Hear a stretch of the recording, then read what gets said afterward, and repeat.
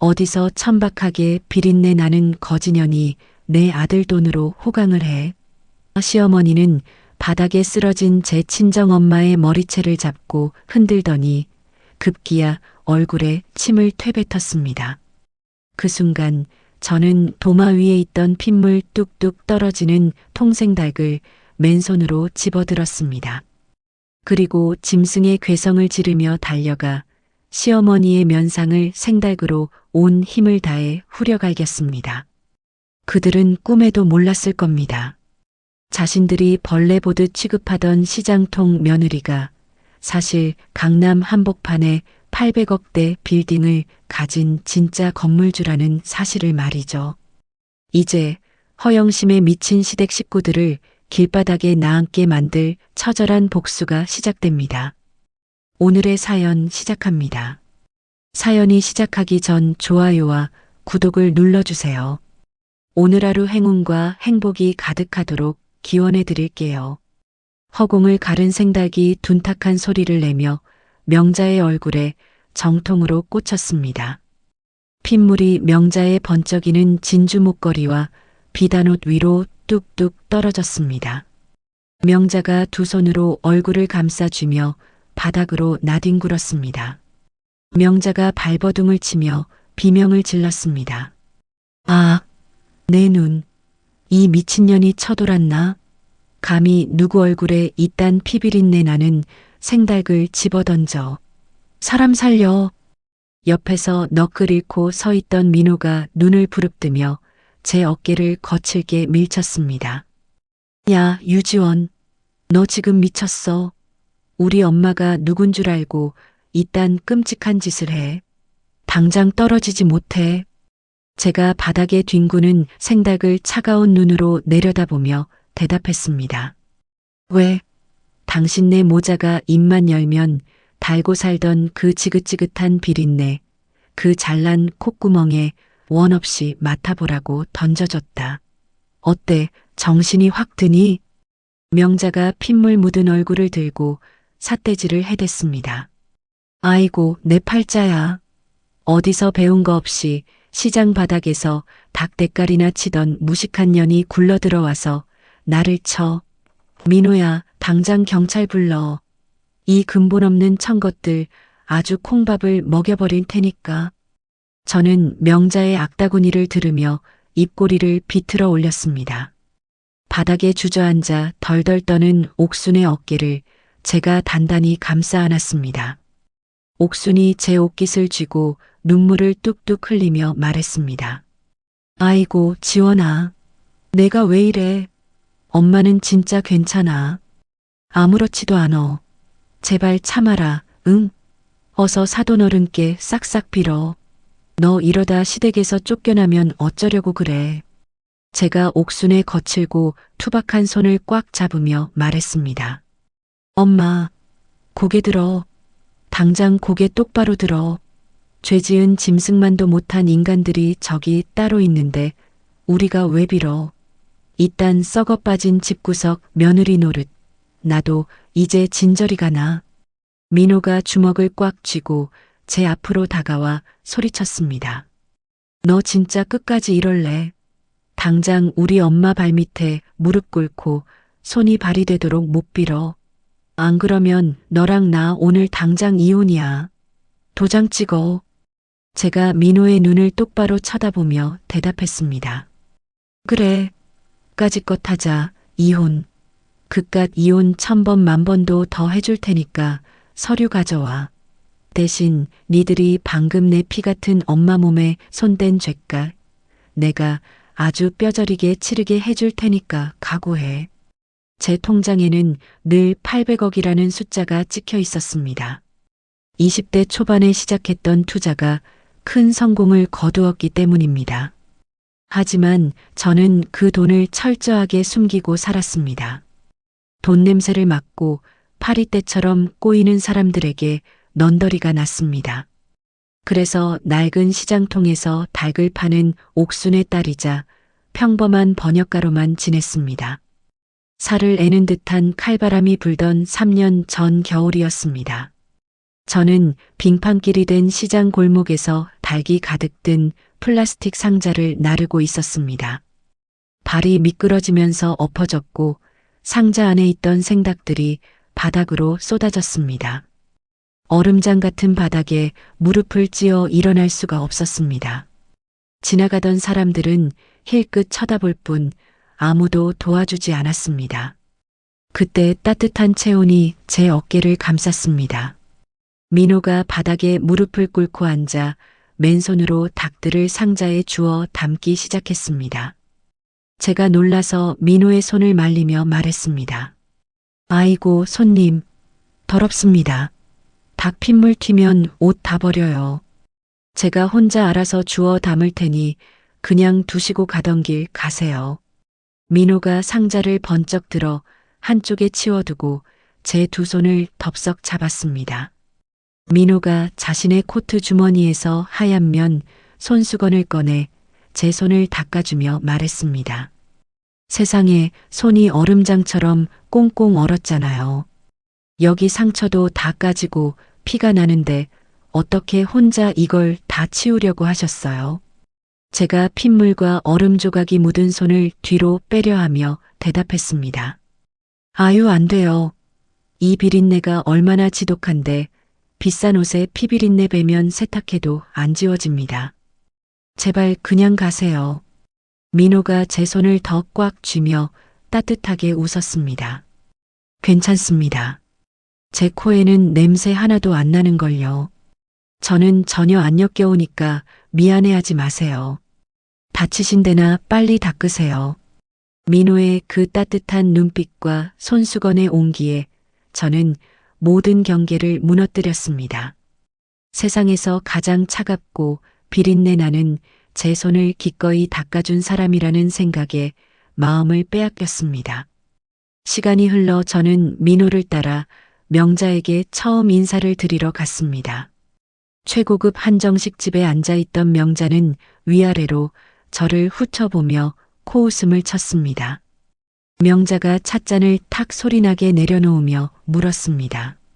그래, 우리 민호 말로는 집안이 뭐 내세울 건 없다고 하던데 부모님은 밥벌이로 무슨 일이나 하신다고 했지? 제가 두 손을 무릎 위에 다소곳이 모으고 대답했습니다.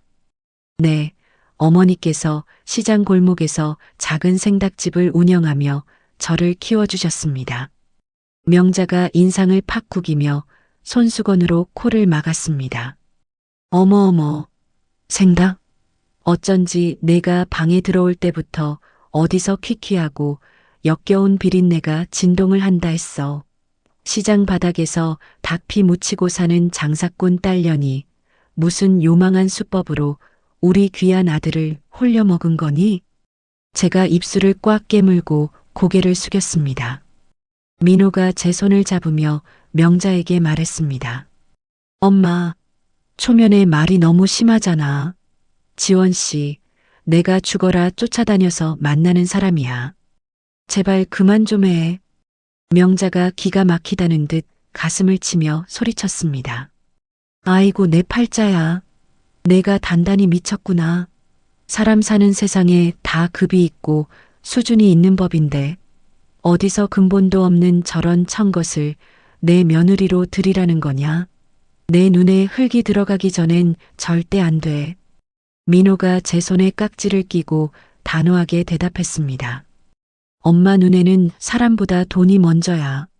지원 씨 어머니 홀몸으로 자식 번듯하게 키워내신 훌륭한 분이라고. 엄마가 계속 이런 식으로 나오면 나 지원 씨 데리고 확 나가버릴 거야. 난 지원 씨 아니면 평생 장가 안 가. 명자가 뒷목을 잡고 쓰러지는 신용을 했습니다. 저는 저를 위해 방패막이가 되어주는 민호의 얼굴을 보며 굳게 결심했습니다. 민호의 저 다정함 하나만 있다면 명자의 모욕쯤은 얼마든지 견딜 수 있다고 생각했습니다. 그 착각이 저를 가장 끔찍한 지옥으로 밀어넣을 줄은 꿈에도 몰랐습니다. 챕터 2 부서지는 환상과 차가운 방관. 신혼여행에서 돌아오자마자 양손에 무거운 짐가방을 들고 명자의 집으로 향했습니다. 현관문을 열자마자 명자가 팔짱을 낀 채 매서운 눈빛으로 저를 노려보고 있었습니다. 명자의 오른손에는 굵은 소금이 가득 담긴 플라스틱 바가지가 들려 있었습니다. 제가 인사말을 꺼내기도 전에 명자가 바가지에 든 소금을 제 얼굴을 향해 확 뿌렸습니다. 명자가 소금 바가지를 바닥에 던지며 날카롭게 소리쳤습니다. 어디서 천박한 비린내를 묻혀와. 당장 문 밖으로 나가서 소금 다 털고 들어와. 소금 알갱이가 제 눈과 입으로 들어가며 얼굴이 따갑게 부어올랐습니다. 제가 눈을 비비며 짐가방을 내려놓고 명자에게 물었습니다. 어머니, 갑자기 이게 무슨 행동이십니까? 너무 따가워서 눈을 뜰 수가 없습니다. 명자가 콧방귀를 뀌며 제 어깨를 손가락으로 강하게 찔렀습니다. 입 다물어. 시장통에서 구르던 청것이 내 귀한 아들 옆에 서려면 애군부터 떼어내야지. 안 그래? 저는 붉어진 눈으로 옆에 서 있는 민호를 간절하게 쳐다보았습니다. 연애 시절 제 핏물을 닦아주던 그 다정한 손길을 기대했습니다. 제가 민호의 팔을 붙잡고 눈물을 글썽이며 말했습니다. 여보, 나 눈에 소금이 들어갔어. 눈물이 멈추질 않아. 당신이 어머니 좀 말려줘. 하지만 민호는 제 손을 거칠게 뿌리치며 미간을 팍 구겼습니다. 민호가 짜증 섞인 한숨을 내쉬며 넥타이를 거칠게 풀어 헤쳤습니다. 그냥 가만히 좀 있어. 엄마가 다 우리 잘 되라고 며느리 애군 쫓아주시는 거잖아. 제가 믿을 수 없다는 듯 뒷걸음질을 치며 민호에게 따졌습니다. 당신 지금 뭐라고 했어? 내가 소금을 맡고 있는데 가만히 있으라고 했어? 민호가 현관 바닥을 구둣발로 쾅 차며 소리쳤습니다. 아, 비행기 타고 와서 피곤해 죽겠는데 진짜 왜 이래? 엄마 비위 좀 맞춰드리는 게 그렇게 힘들어? 넌 눈치가 그렇게 없냐? 명자가 민호의 등을 쓰다듬으며 저를 향해 턱을 치켜들었습니다. 어디서 어른이 액땜을 해주는데 눈을 동그랗게 뜨고 말대꾸야. 당장 화장실 가서 더러운 몸 씻고 나와서 저녁 밥상 차려. 저는 뺨을 타고 흐르는 눈물을 닦아내며 화장실로 향했습니다. 거울 속 제 모습은 소금투성이가 된 채 비참하게 일그러져 있었습니다. 민호의 차가운 눈빛과 거친 목소리가 제 머릿속을 어지럽게 헤집어 놓았습니다. 결혼 후 첫 주말 아침이 밝았습니다. 새벽 6시부터 명자가 전화를 걸어 당장 본가로 오라고 불호령을 내렸습니다. 제가 허겁지겁 명자의 집 부엌으로 달려갔을 때 숨이 턱 막혔습니다. 거실 한가운데에는 소금에 절여진 배추 50포기가 산처럼 쌓여 있었습니다. 명자가 푹신한 소파에 기대앉아 텔레비전을 보며 지시를 내렸습니다. 너는 며느리가 돼서 시어머니가 부르는데 이렇게 늦게 튀어와? 당장 앞치마 두르고 배추 속 채워. 제가 차가운 바닥에 쪼그려 앉아 산더미 같은 고춧가루 양념을 버무리기 시작했습니다. 손끝이 시리고 허리가 끊어질 듯 아팠지만 저는 입술을 꽉 깨물고 참았습니다. 제가 밤새 끓여온 닭볶음탕 냄새가 거실에 퍼지기 시작했습니다. 명자가 코를 틀어막고 부엌으로 성큼성큼 다가왔습니다. 명자가 제가 가져온 반찬통 뚜껑을 거칠게 열어젖히며 소리쳤습니다. 내가 틀린 말했니? 어디서 역겨운 비린내가 진동을 한다 했더니 내가 가져온 이 반찬통에서 나는 냄새였구나. 제가 고무장갑을 벗고 황급히 일어나 명자에게 다가갔습니다. 어머니, 제가 어제 밤새 끓인 닭볶음탕입니다. 민호가 좋아해서 정성껏 만들었습니다. 한 번만 맛을 봐주세요. 명자가 반찬통을 개수대 쪽으로 냅다 던져버렸습니다. 역겨워. 당장 갖다 버려. 너는 손이 그것밖에 안 되니? 시장 바닥에서 내 애미한테 그딴 것만 배웠어. 붉은 닭볶음탕 국물이 개수대 주변으로 처참하게 튀었습니다. 제가 주먹을 꽉 쥐고 떨리는 목소리로 말했습니다. 어머니, 제발 친정 엄마 이야기는 함부로 하지 말아주세요. 엄마가 끓여주신 레시피 그대로 만든 겁니다. 명자가 제 이마를 손가락으로 꾹꾹 누르며 악다구니를 썼습니다. 말대꾸는 시장 바닥에서 닭피 묻히고 사는 년이 어디서 감히 시어머니한테 대들어. 어른이 말하면 찰떡같이 알아들어야지. 이때 방에서 잠을 자던 민호가 머리를 긁으며 걸어 나왔습니다. 민호가 엎질러진 닭볶음탕을 보고 코를 움켜쥐며 인상을 썼습니다. 아, 냄새 진짜 심하네. 엄마, 저거 치워버려. 나 아침부터 속 안 좋아. 제가 붉어진 눈으로 민호의 팔을 잡으며 매달렸습니다. 여보, 당신 연애할 때는 내가 해준 닭 요리 세상에서 제일 맛있다고 밥 2그릇씩 먹었잖아. 왜 갑자기 말이 달라져? 민호가 제 손을 신경질적으로 쳐내며 차갑게 쏘아붙였습니다. 그때는 불쌍해서 억지로 먹어준 거지. 구역질 나는 거 꾹 참고 억지로 삼켜준 내 생각은 안 하냐? 비린내 나서 숨을 못 쉬겠네. 민호의 입에서 나온 그 말은 날카로운 칼날이 되어 제 심장을 정확히 찔렀습니다. 밤늦게 파김치가 되어 신혼집으로 돌아왔습니다. 저는 무너지는 가슴을 안고 침실로 들어가 민호의 넓은 등에 얼굴을 묻었습니다. 제가 떨리는 손으로 민호의 허리를 껴안으며 애원했습니다. 여보, 나 오늘 너무 힘들었어. 당신이 중간에서 내 편 좀 들어주면 안 돼? 내가 당신 하나만 믿고 결혼했잖아. 민호가 어깨를 강하게 비틀며 저를 바닥으로 밀쳐냈습니다. 민호가 침대에서 일어나 저를 차갑게 내려다보며 말했습니다. 너 진짜 이기적이다. 우리 엄마가 너 사람 만들려고 가르치는 거잖아. 그걸 하나 못 참고 나한테 징징대? 제가 바닥에 주저앉은 채로 고개를 저으며 소리쳤습니다. 어머니가 나한테 소금 뿌리고 우리 엄마 모욕하고 내가 만든 음식 쓰레기통에 버리는 게 사람 만드는 거야? 그게 괴롭히는 거지 뭐야? 민호가 삿대질을 하며 눈을 부릅뜨고 윽박질렀습니다. 우리 엄마가 원래 깔끔해서 그래. 내가 좀 참으면 안 돼? 며느리가 돼서 그 정도 희생도 못해?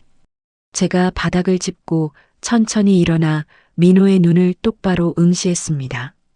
당신 예전에는 안 그랬잖아. 내 손에 묻은 핏물도 당신 손수건으로 닦아줬잖아. 그때는 냄새 안 난다고 당신 입으로 말했잖아. 민호가 헛웃음을 터뜨리며 제 얼굴 가까이 다가왔습니다. 그걸 진짜 믿었어? 꼬시려고 쇼 한 번 한 거 가지고 유세 떨지 마. 솔직히 나도 요새 당신한테서 시장 냄새 나서 안고 싶지가 않아. 향수 좀 떡칠하고 와.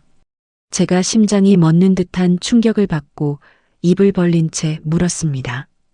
뭐라고? 당신 진짜 내 비린내가 역겨워? 나를 사랑한 게 아니었어? 민호가 침대 위로 털썩 누우며 이불을 목 끝까지 끌어당겼습니다. 역겨워. 닭비린내, 피냄새, 가난한 냄새 다 역겹다고. 구역질 나니까 당장 화장실 가서 씻고 와서 잠이나 자. 민호는 그 말을 끝으로 돌아 누워 코를 골기 시작했습니다. 저는 차가운 침실 바닥에 선 채로 한참 동안 민호의 등짝을 바라보았습니다.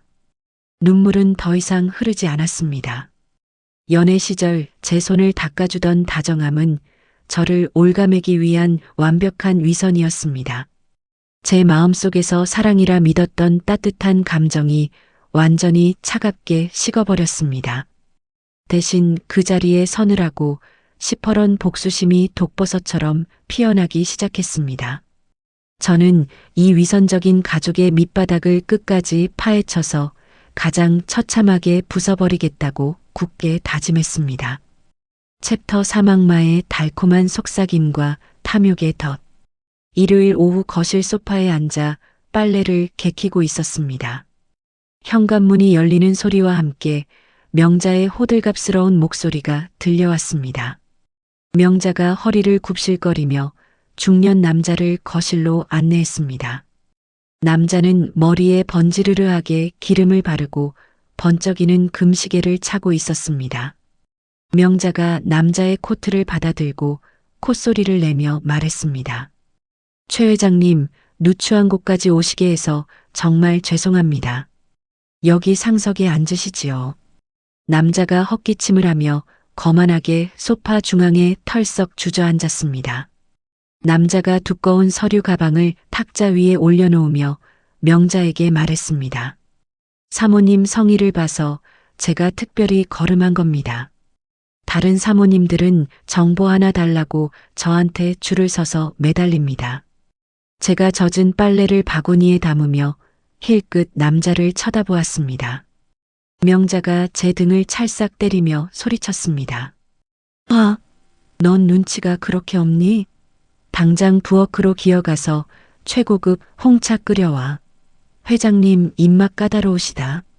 저는 아무 말 없이 고개를 숙이고 부엌으로 들어가 차를 끓였습니다. 명자와 남자의 대화 소리가 부엌까지 똑똑히 들려왔습니다. 남자가 가방에서 문서를 꺼내 명자 앞에 쫙 펼치며 목소리를 낮췄습니다.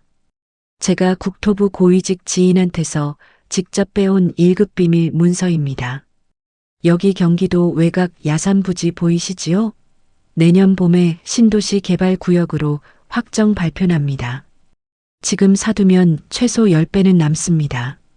명자가 숨을 헐떡이며 문서를 낚아채듯 들여다보았습니다. 명자의 두 눈이 탐욕으로 시뻘겋게 달아올라 있었습니다. 명자가 떨리는 손으로 문서를 쓰다듬으며 남자에게 물었습니다. 회장님, 이거 정말 확실한 정보 맞습니까? 제가 남편 평생 모은 돈을 다 넣어도 끄떡없는 거겠지요? 남자가 거드름을 피우며 손사래를 쳤습니다. 사모님, 저를 못 믿으시겠으면 다른 사모님들한테 넘기겠습니다. 저한테 돈 싸들고 오겠다는 사람이 한 트럭입니다. 내일까지 계약금 안 들어오면 이 기회는 날아가는 겁니다. 그때 외출했던 민호가 현관문을 열고 들어왔습니다. 민호가 탁자 위에 놓인 문서를 보고 눈을 반짝이며 다가왔습니다. 민호가 문서를 집어들고 손가락으로 집원을 짚어가며 물었습니다. 엄마, 이거 뭐야? 신도시 개발 호재야? 수익률 몇 %래? 명자가 민호의 팔을 찰싹 때리며 흥분한 목소리로 말했습니다. 최 회장님이 우리한테만 특별히 귀띔해 주신 거야. 10배는 거뜬하게 남겨 먹을 수 있는 노른자위 땅이란다. 당장 우리 집 담보로 잡아서 대출부터 끌어와. 남자가 돌아간 후 거실에는 명자와 민호의 흥분된 숨소리만 가득했습니다. 민호가 계산기를 두드리며 입꼬리를 실룩거렸습니다. 민호가 명자에게 계산기 화면을 들이밀며 말했습니다. 엄마, 우리 아파트 담보로 대출 풀로 땡겨도 투자금이 3억 정도 부족해. 제2금융권 사채라도 써야 할까? 명자가 입술을 깨물며 방바닥을 신경질적으로 쾅쾅 내리쳤습니다. 3억 때문에 이 금싸라기 땅을 놓칠 수는 없어. 무슨 수를 써서라도 돈을 만들어야 해. 명자의 시선이 부엌에서 설거지하고 있는 제 뒷모습에 꽂혔습니다. 명자가 자리에서 벌떡 일어나 부엌으로 성큼성큼 걸어왔습니다. 명자가 제 어깨를 거칠게 잡아채어 거실 한가운데로 끌고 나왔습니다.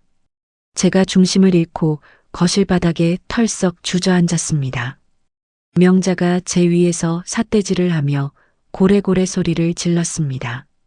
내년 친정 애미 당장 시장 바닥가게 보증금 빼오라고 해. 3억만 보태면 나중에 10배로 불려서 애미 시장 바닥 탈출시켜줄 테니까.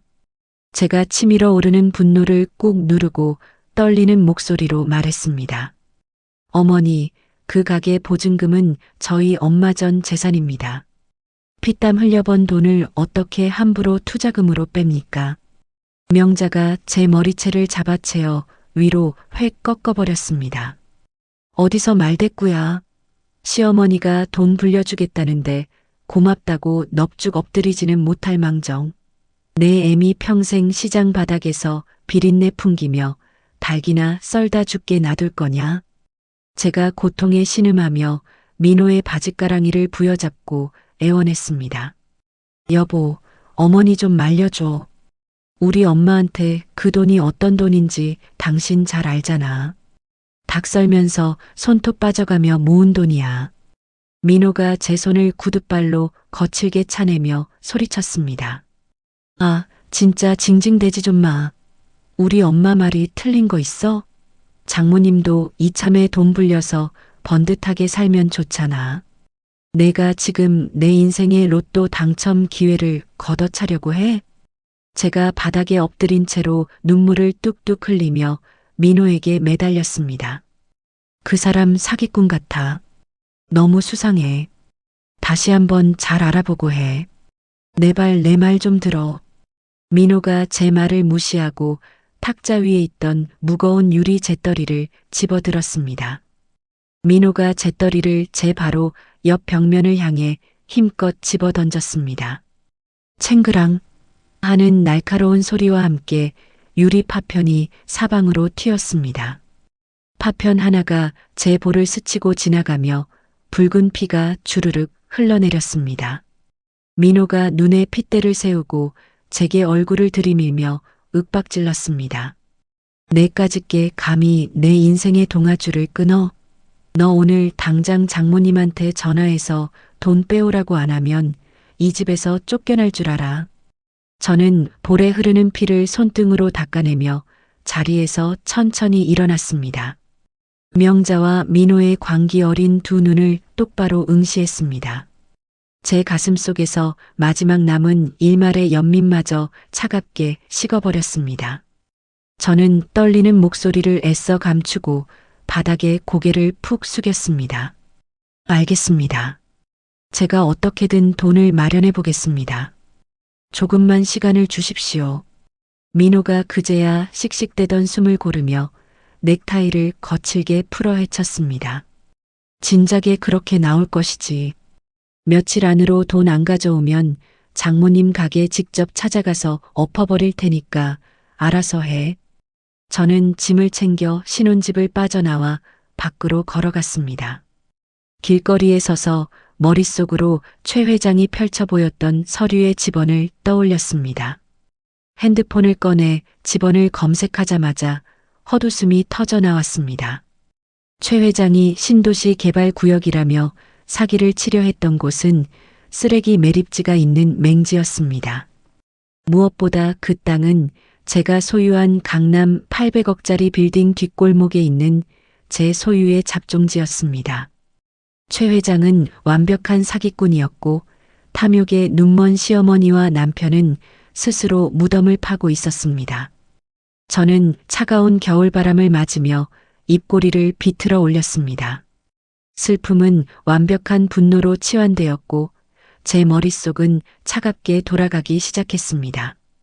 저는 이 어리석은 자들의 탐욕을 이용해 그들을 가장 높은 곳으로 끌어올린 뒤 가장 깊은 지옥으로 떨어뜨릴 완벽한 함정을 파기로 결심했습니다. 챕터 4 어둠 속의 조력자와 차가운 복수의 설계. 다음 날 늦은 오후 저는 평소 입던 낡은 점퍼를 벗어 던졌습니다. 강남 최고급 백화점에 들러 머리부터 발끝까지 화려한 명품으로 치장했습니다. 수백만 원짜리 구두를 신고 짙은 화장으로 얼굴의 상처를 가렸습니다. 고급 세단을 타고 강남의 한 프라이빗 라운지 VIP 룸으로 향했습니다. 방문을 열고 들어가자 창가 쪽에 앉아있던 강 변호사가 자리에서 벌떡 일어났습니다. 강 변호사가 정중하게 허리를 숙여 인사하며 말했습니다. 회장님, 오랜만에 뵙습니다. 지시하신 서류는 모두 준비해 두었습니다. 제가 소파에 다리를 꼬고 앉으며 강 변호사에게 손짓했습니다. 수고했어. 가져온 포트폴리오부터 좀 볼까? 강 변호사가 두꺼운 가죽 결제판을 펼쳐 제 앞으로 조심스럽게 내밀었습니다. 결제판 안에는 제가 소유한 800억대 강남 빌딩의 월별 임대 수익과 자산 증식 내역이 빼곡히 적혀 있었습니다. 제가 서류를 한 장씩 넘기며 차갑게 식어있던 자존감을 조금씩 회복했습니다. 서류 검토를 마친 제가 결제판을 덮고 강 변호사의 눈을 쳐다보며 지시했습니다. 최 회장이라는 작자 뒷조사는 어떻게 됐지? 강 변호사가 태블릿 PC 화면을 띄워 제게 보여주며 대답했습니다. 전형적인 기획 부동산 사기꾼입니다. 노인들과 정보의 어두운 주부들을 상대로 맹지를 팔아넘기고 있습니다. 현재 피해자만 수십 명에 달하는 것으로 파악되었습니다. 제가 코웃음을 치며 태블릿 PC 화면을 밀어냈습니다. 우리 시어머니와 남편이 그 사기꾼한테 완전히 눈이 뒤집혔어. 내 뒷골목 쓰레기장 부지를 신도시 노른자위 땅이라고 믿고 전 재산을 털어 넣으려고 하더군. 강 변호사가 어이없다는 듯 헛기침을 하며 안경을 고쳐 썼습니다. 강 변호사가 조심스러운 목소리로 제게 물었습니다. 그렇다면 회장님, 어떻게 처리할까요? 당장 사기꾼을 경찰에 넘기고 가족분들을 말릴까요? 제가 탁자 위에 놓인 크리스탈 와인잔을 빙글빙글 돌리며 차갑게 웃었습니다. 말리다니. 절대 안 돼. 제 무덤을 스스로 파겠다는데 내가 왜 말려. 오히려 그들이 더 깊은 수렁에 빠지도록 판을 깔아줘야지. 제가 와인을 한 모금 머금고 삼킨 뒤 강 변호사에게 몸을 기울였습니다. 시어머니가 부족한 투자금을 마련하려고 제2금융권의 대출을 알아보고 있어. 그 사채업체의 실질적인 전주가 내가 될 수 있도록 페이퍼 컴퍼니를 하나 만들어. 강 변호사가 메모장에 지시사항을 받아 적으며 고개를 끄덕였습니다. 알겠습니다. 회장님 자본을 우회해서 시어머니가 고금리 대출을 받도록 유도하겠습니다. 제가 손가락으로 탁자를 탁탁 두드리며 말을 이었습니다. 그리고 하나 더. 시어머니가 돈을 굴리겠다며 식당 자리를 알아보고 다녀. 내 빌딩 1층에 비어있는 상가 있지? 거기를 시세보다 3배 비싼 권리금으로 내놔. 시어머니가 덥석 물도록 바람을 좀 잡고. 강 변호사가 흠칫 놀라며 저를 쳐다보았습니다. 회장님 소유의 건물에 시어머니를 들이시겠다는 말씀이십니까? 리스크가 큽니다. 제가 와인잔을 탁자에 강하게 내려놓으며 차가운 목소리로 쏘아붙였습니다. 리스크? 내 돈으로 산 상가에 내 권리금을 내고 들어오겠다는데 무슨 리스크? 철저하게 대리인 내세워서 내 이름 석자는 머리카락 한 올도 안 보이게 해. 강 변호사가 즉시 자세를 고쳐 앉으며 대답했습니다. 명심하겠습니다. 완벽하게 장막을 쳐서 시댁 식구들이 회장님의 존재를 절대 눈치채지 못하게 처리하겠습니다. 제가 소파 깊숙이 몸을 기대며 눈을 지그시 감았습니다. 그 인간들이 빚더미에 깔려 허우적거릴 때 그 목줄을 쥐고 있는 사람이 나라는 걸 알게 되는 순간이 벌써부터 기대되는군. 강 변호사와의 미래가 끝난 후 저는 화려한 명품과 화장을 모두 지원했습니다. 다시 낡은 점퍼를 걸치고 시장통에 불쌍한 며느리로 돌아갈 준비를 했습니다. 집으로 돌아오자마자 명자가 현관 앞까지 뛰어나와 제 멱살을 틀어쥐었습니다. 명자가 눈에 핏발을 세우고 제 얼굴에 침을 튀기며 윽박질렀습니다. 돈은 친정 애미한테 돈 빼오라고 말했어? 내일까지 돈 안 가져오면 내 애미 가게 불질러 버릴 줄 알아. 제가 명자의 손을 떨리는 손으로 부여잡고 바닥에 무릎을 꿇었습니다. 제가 눈물을 뚝뚝 흘리며 처량한 목소리로 애원했습니다. 어머니, 죄송합니다. 엄마가 그 돈은 절대 안 된다고 고집을 부리셔서 제가 어떻게 할 수가 없습니다. 명자가 제 뺨을 사정없이 후려갈겼습니다. 이 쓸모없는 년, 시장 바닥에서 굴러먹던 년을 걷어줬더니 은혜를 원수로 갚아? 당장 내 눈앞에서 꺼져. 방에서 나온 민호가 제 옆구리를 발로 거칠게 걷어찼습니다. 진짜 짜증나게 하네. 넌 돈 한 푼 안 보태면서 밥만 축내는 식충이냐? 꼴 보기 싫으니까 나가서 저녁이나 차려와. 저는 바닥을 기어 부엌으로 들어가며 속으로 차갑게 웃었습니다. 뺨이 퉁퉁 붓고 옆구리가 욱신거렸지만 마음 한구석은 오히려 통쾌했습니다. 거실에서는 명자와 민호가 부족한 돈을 어디서 끌어올지 핏대를 세우며 통화하는 소리가 들려왔습니다. 명자가 강 변호사가 짜놓은 사채업체 덫에 걸려 고금리 대출을 승인받았다는 통화 소리가 똑똑히 들렸습니다. 제가 도마 위에서 칼질을 하며 그들의 파멸을 향한 카운트다운을 세기 시작했습니다. 그들이 탐욕이라는 이름의 독약을 마시는 동안 저는 완벽한 장막 뒤에서 그들의 피를 말릴 거대한 복수의 체스판을 완성해 나가고 있었습니다. 챕터 5 눈물로 지은 엄마의 성. 시댁 식구들이 탐욕의 불구덩이 속으로 미친 듯이 달려가는 동안 저는 제 가장 아픈 손가락인 옥순에게 시선을 돌렸습니다. 옥순의 낡은 생닭집은 한겨울이 되면 칼바람이 들이치고 수도가 꽁꽁 얼어붙었습니다. 저는 찬물에 언손을 호호 불어가며 맨손으로 닭의 내장을 빼내던 옥순의 굽은 등짝을 떠올리며 몰래 눈물을 훔쳤습니다. 명자와 민호에게 모욕당할 때마다 저를 키우기 위해 평생을 비린내 속에 갇혀 살았던 옥순의 거친 손이 가슴을 후벼 팠습니다. 저는 강 변호사를 호출하여 시장 입구에서 가장 유동인구가 많고 목이 좋은 3층짜리 신축 상가 건물을 통째로 매입했습니다. 건물 1층을 옥순만을 위한 프리미엄 신선육 마트로 개조하기 시작했습니다. 바닥에는 뜨끈한 온도를 깔고 사계절 내내 온수가 콸콸 쏟아지는 최신식 세척장을 설치했습니다. 가게 안쪽에는 옥순이 편히 쉴 수 있는 쾌적한 안마의자가 놓인 휴게실도 마련했습니다. 개업 전날 밤 저는 옥순을 낡은 점포에서 억지로 이끌고 나와 새마트 앞으로 데려갔습니다. 번쩍이는 간판 불빛이 옥순의 주름진 얼굴을 환하게 비추었습니다. 제가 옥순의 거친 손에 황금색 열쇠를 꼭 쥐어주며 말했습니다. 엄마, 이거 엄마 가게야. 내가 번역일로 대박이 나서 계약금 치르고 샀어. 이제 찬물에 손 담그지 말고 따뜻하게 장사해.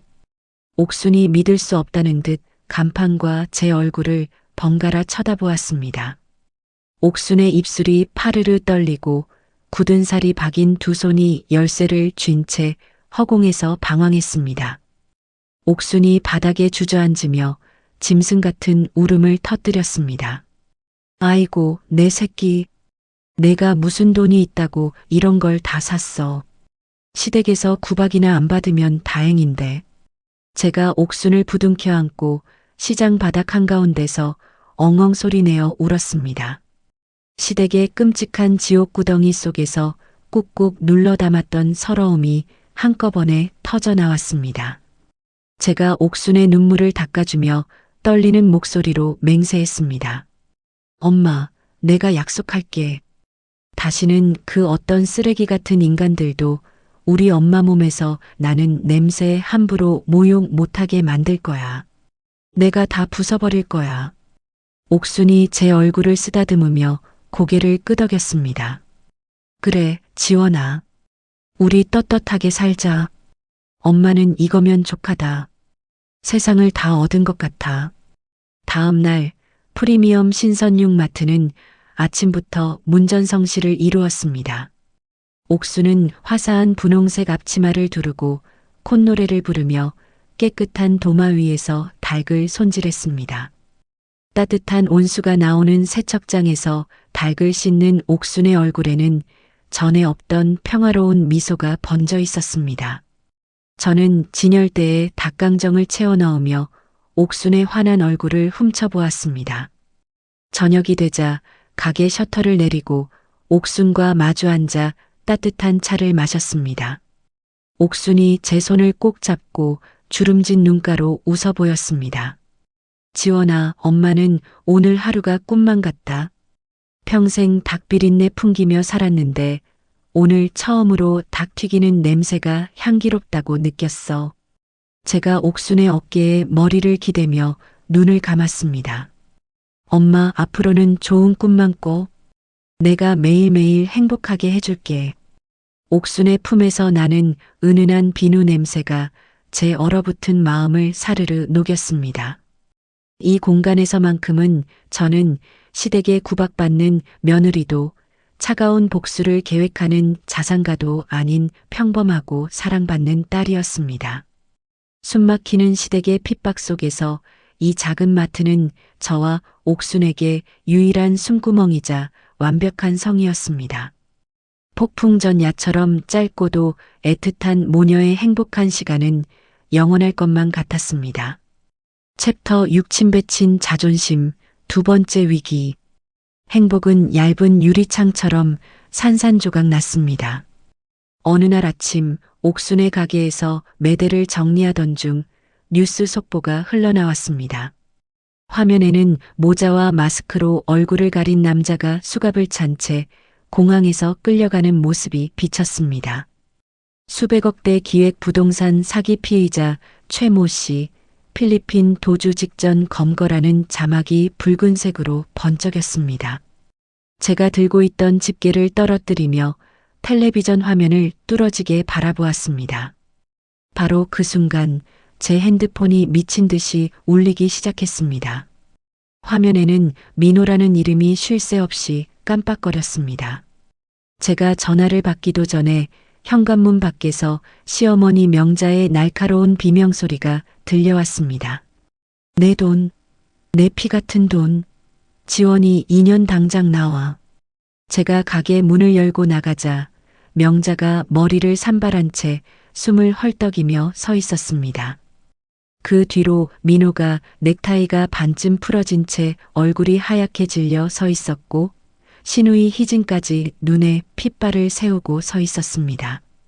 명자가 저를 보자마자 달려들어 제 멱살을 잡고 거칠게 흔들었습니다. 이 도둑년아, 내년이 내 아들 고열을 빨아서 내 애미 빌딩을 사줬다며. 희진이가 다 알아보고 왔어. 제가 명자의 손을 억지로 떼어내며 소리쳤습니다. 어머니, 무슨 억지십니까? 이 가게는 제가 번 돈으로 산 겁니다. 민호 돈은 한 푼도 들어가지 않았습니다. 희진이 코웃음을 치며 제 앞으로 나섰습니다. 웃기지 마. 시장 바닥에서 닭이나 써는 년이 무슨 돈이 있어서 이 비싼 상가를 통째로 사. 오빠가 최 회장한테 투자한다고 빼돌린 돈. 내가 뒤로 빼돌려서 이거 산 거 맞잖아. 민호가 제 어깨를 강하게 밀치며 악을 썼습니다. 너 당장 이 건물 내놔.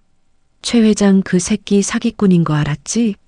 우리 속이고 뒤로 돈 빼돌려서 장모님 호강시켜주니까 좋냐? 그때 가게 안에서 옥순이 놀라 뛰어나왔습니다. 옥순이 명자와 민호 앞을 막아서며 애원했습니다. 사돈어른, 오해가 있으십니다. 우리 지원이가 번역일로 번 돈으로 산 겁니다. 제발 우리 딸 괴롭히지 마세요. 명자가 옥순의 가슴팍을 두 손으로 힘껏 밀쳤습니다. 옥순이 비명을 지르며 바닥으로 나동그라졌습니다. 명자가 쓰러진 옥순을 향해 삿대질을 하며 고래고래 소리를 질렀습니다. 어디서 천박한 비린내를 풍기며 나불대. 내 아들 돈 훔쳐서 호강하니까 눈에 뵈는 게 없어? 명자가 가게 안으로 쳐들어가 깔끔하게 정리된 닭강정 진열장을 발로 걷어찼습니다. 유리창이 와장창 깨지며 튀겨놓은 닭강정이 바닥으로 쏟아졌습니다. 명자가 미친 사람처럼 가게 안의 집기들을 부수기 시작했습니다. 다 박살 내버릴 거야. 우리 집안 망쳐놓고 니들만 배 터지게 살 줄 알아? 옥순이 바닥을 기어가 명자의 다리를 붙잡고 눈물을 흘렸습니다. 사돈어른, 제발 참으세요. 제가 잘못했습니다. 우리 지원이는 아무 죄가 없어요. 명자가 옥순의 머리채를 휘어잡고 질질 끌며 발로 사정없이 짓밟았습니다. 이 버러지 같은 년, 어디 더러운 손으로 내 몸에 손을 대. 명자가 옥순의 뺨을 세차게 내리쳤습니다. 그리고 모두가 지켜보는 가운데 명자가 옥순의 얼굴을 향해 끈적한 침을 퇴뱉었습니다. 비린내 나는 거지년이 감히 내 돈으로 호강을 해. 옥순의 얼굴에 묻은 더러운 침이 주르륵 흘러내렸습니다. 민호는 제 엄마가 장모를 짐승처럼 짓밟고 침을 뱉는 광경을 보면서도 뒷짐을 진 채 입가를 비틀며 웃고 있었습니다. 희진은 핸드폰으로 그 끔찍한 장면을 촬영하며 낄낄거렸습니다. 저는 바닥에 엎드려 덜덜 떠는 옥순의 부어오른 뺨과 머리카락에 엉겨붙은 침을 보았습니다. 순간 제 안에서 팽팽하게 당겨져 있던 이성의 끈이 툭 하고 끊어지는 소리가 들렸습니다. 꾹꾹 눌러 담았던 짐승 같은 분노가 식도를 타고 역류하며 머리끝까지 솟구쳤습니다. 챕터 7 생닭의 심판과 무너지는 모래성. 저는 미친 사람처럼 작업대로 달려가 도마 위에 올려져 있던 손질된 생닭 한 마리를 맨손으로 움켜쥐었습니다. 생닭에서 뚝뚝 떨어지는 핏물이 제 손목을 타고 흘러내렸습니다. 저는 짐승의 괴성을 지르며 방금 전까지 옥순의 얼굴에 침을 뱉던 명자를 향해 달려갔습니다. 제가 온 힘을 다해 허공을 가르며 명자의 앞면을 생닭으로 풀스윙해서 후려갈겼습니다. 퍽! 하는 비릿하고 둔탁한 마찰음이 매장 안에 쩌렁쩌렁 울려 퍼졌습니다. 명자가 외마디 비명을 지르며 진열대 모서리에 처박혔고 핏물이 명자의 얼굴과 옷을 붉게 물들였습니다. 희진이 핸드폰을 떨어뜨리며 경하게 차 비명을 질렀습니다. 엄마, 이 미친년아, 너 돌았어? 민호가 주먹을 불끈 쥐고 눈을 부릅뜨며 제게 달려들었습니다. 너 오늘 내 손에 죽었어. 감히 우리 엄마를 쳐? 저는 달려드는 민호의 명치를 향해 구둣발을 힘껏 날렸습니다. 민호가 숨을 헉하고 들이켜며 배를 움켜쥐고 바닥에 꼬꾸라졌습니다. 제가 쓰러진 민호의 목덜미를 구둣발로 짓밟으며 서늘하게 내뱉었습니다. 어디 그 냄새나는 년한테 한번 맞아봐라. 이 개새끼야. 그때 가게 유리문 밖으로 검은색 마이바흐 한 대가 미끄러지듯 멈춰 섰습니다. 검은 정장을 입은 경호원들이 문을 열자 강 변호사가 서류 가방을 들고 내렸습니다. 강 변호사가 가게 안으로 들어와 바닥에 쓰러진 명자와 민호를 차갑게 내려다보았습니다. 강 변호사가 제게 정중하게 허리를 90도로 굽히며 인사했습니다. 회장님, 지시하신 서류 모두 가져왔습니다. 명자가 핏물 묻은 얼굴을 들고 멍한 눈으로 강 변호사를 쳐다보았습니다. 민호가 짓밟힌 채로 고개를 들어 쉰 목소리로 물었습니다. 회장님? 변호사 양반, 지금 내 마누라한테 회장님이라고 불렀어? 제가 강 변호사에게 턱짓을 하자 강 변호사가 가방에서 두툼한 서류 뭉치를 꺼내 바닥에 흩뿌렸습니다. 이 쓰레기 같은 인간들아, 눈 크게 뜨고 똑똑히 봐. 제가 차가운 목소리로 읊조리며 서류 하나를 발끝으로 민호의 얼굴 앞으로 밀었습니다. 서류에는 명자가 영끌 대출을 받은 사채업체의 실소유주 이름과 명자가 바가지 권리금을 주고 계약한 상가의 건물주 이름이 적혀 있었습니다. 모두 이지원, 바로 제 이름이었습니다. 민호의 동공이 지진이 난 듯 거칠게 흔들리며 호흡 곤란을 일으켰습니다. 명자가 떨리는 손으로 서류를 집어들고 글씨를 더듬어 읽어내려갔습니다.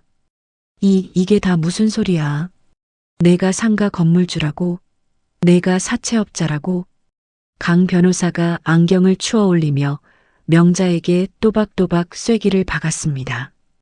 회장님께서는 강남 중심가에 800억대 빌딩을 소유하신 자산가이십니다. 당신들이 깔고 앉은 빚더미 아파트와 상가의 채권이 모두 회장님 소유입니다. 방금 전 재산 가압류 및 강제 집행 승인이 떨어졌습니다. 명자의 얼굴이 종이장처럼 하얗게 질리며 턱이 덜덜 떨리기 시작했습니다. 제가 민호의 목을 밟고 있던 발을 치우고 쭈그려 앉아 민호와 시선을 맞췄습니다. 니들이 그토록 벌레 보듯 무시하던 비린내 나는 닭장수 딸이 바로 그 800억대 강남 빌딩 주인이다. 어때? 아직도 내 몸에서 가난한 냄새가 나? 민호가 무릎을 꿇은 채 바닥을 박박기며 제 바짓가랑이를 부여잡았습니다. 민호의 얼굴은 눈물과 콧물로 범벅이 되어 있었습니다. 여보, 내가 미쳤었어. 내가 잠시 눈이 멀어서 헛소리를 한 거야. 나 당신 사랑하잖아. 처음 만났을 때 당신 손 닦아주던 거 기억 안 나? 나 버리지 마, 제발. 제가 지갑을 열어 꼬깃꼬깃 접혀있던 낡은 면 손수건을 꺼냈습니다. 연애 시절 민호가 제 핏물을 닦아주었던 바로 그 손수건이었습니다. 제가 그 손수건을 민호의 얼굴에 쓰레기 던지듯 툭 던지며 말했습니다. 내 가짜 다정함 역겨우니까 이걸로 내 눈물이나 닦아. 내 몸에 손대지 마. 명자가 엎드린 채 제 구두코에 입을 맞추려 하며 오열했습니다. 며느님, 아니 회장님, 내가 죽일려니요. 내가 입이 뚫렸다고 함부로 짓거렸어. 제발 한 번만 살려주시오. 우리 집안 길바닥에 나앉게 생겼어. 제가 명자의 머리통을 발끝으로 밀어내며 서늘하게 선고했습니다. 내 엄마 얼굴에 침 뱉고 짓밟은가. 니들 남은 인생 다 팔아도 못 갚아. 평생 길바닥에서 남이 뱉은 침이나 하자 먹으며 썩어 죽어. 저는 바닥에서 덜덜 떨고 있는 옥순을 일으켜 세워 따뜻한 코트로 감싸 안았습니다. 강 변호사의 에스코트를 받으며 마이바흐 뒷좌석에 올라탔습니다. 유리창 너머로 폐허가 된 가게 바닥에 엎드려 통곡하는 시댁 식구들의 모습이 멀어지고 있었습니다. 그 지옥 같은 풍경을 뒤로 한 채 차는 부드럽게 앞으로 미끄러져 나갔습니다. 챕터 8 지옥으로의 초대와 눈부신 새 아침. 마이바흐가 가게 앞을 완전히 빠져나가자 옥순이 제 가슴에 얼굴을 묻고 엉엉 울기 시작했습니다. 제가 옥순의 부은 뺨을 부드럽게 쓰다듬으며 귓가에 속삭였습니다. 엄마, 이제 다 끝났어. 아무도 우리 엄마 무시 못해. 내가 다 지킬 거야. 며칠 후 강 변호사를 통해 시댁 식구들의 파멸 소식이 실시간으로 보고되었습니다. 명자와 민호는 팬티 한 장 건지지 못하고 아파트에서 쫓겨났습니다. 강제 집행이 들어오던 날 명자는 거실 바닥에 드러누워 발악하다가 경찰에 끌려갔습니다. 민호는 회사에 사채업자들이 들이닥치는 바람에 곧바로 징계 해고를 당했습니다. 명품 가방을 사 모으던 시누이 희진 역시 카드 빚을 갚지 못해 야반도주를 했다고 합니다. 세 사람은 뿔뿔이 흩어져 찜질방과 무료 급식소를 전전하는 신세로 전락했습니다.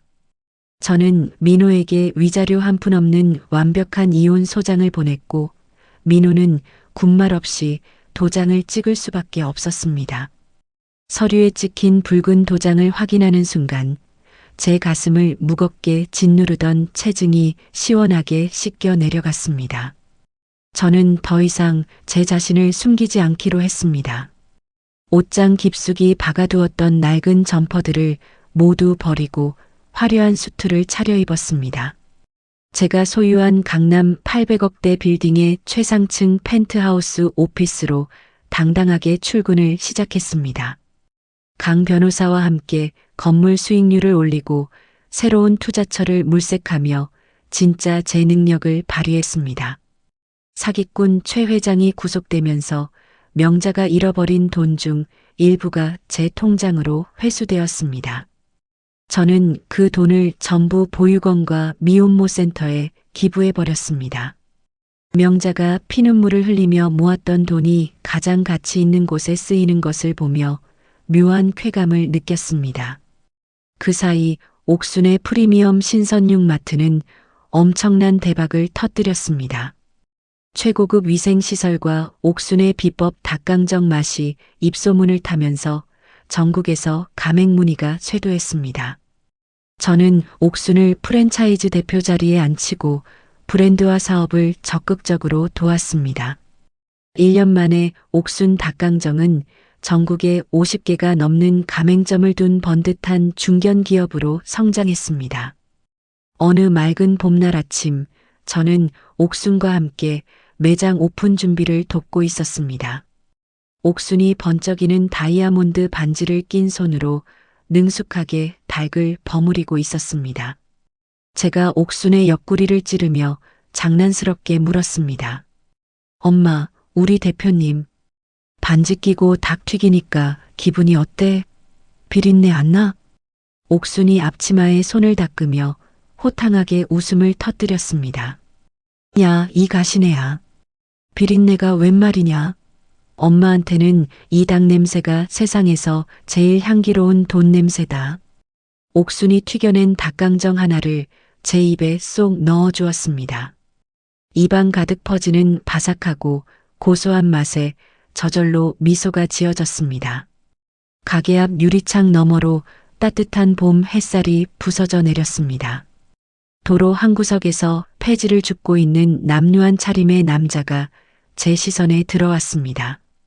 낡은 모자를 푹 눌러 쓴 채 허리를 굽히고 리어카를 끄는 뒷모습이 어딘지 낯익었습니다.